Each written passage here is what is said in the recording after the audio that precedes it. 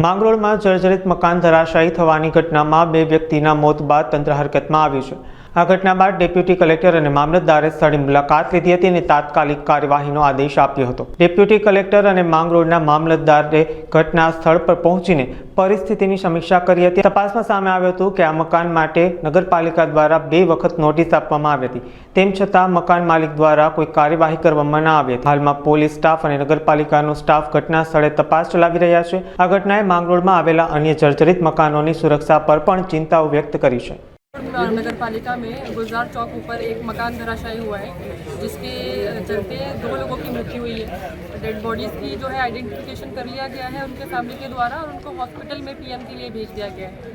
इसके अलावा जो मकान ये धराशायी हुआ है, इसके मकान मालिक को 2 नोटिस इशू किए गए थे, एक 2024 में और एक अभी अगस्त 2025 में। और इसमें साफ साफ लिखा गया था कि अगर मकान जर्जरित मकान के चलते कोई भी दुर्घटना बनती है तो उसके साफ साफ जिम्मेदार मकान मालिक होंगे। इसके चलते क्योंकि यह दुर्घटना बनी है तो हम मकान मालिक के अगेंस्ट जो है कड़क से कड़क कार्रवाई करेंगे। और इसके अलावा मांगरोळ नगर पालिका और केशोद नगर पालिका में जो भी जर्जरित बिल्डिंग है वहाँ पे जिस बिल्डिंग में नोटिस इशू किया गया है उनके मकान मालिकों के अगेंस्ट भी हम अगर कोई कार्रवाई नहीं हुई है तो कार्रवाई करेंगे और इसमें नियमानुसार जो है कार्रवाई की जाएगी।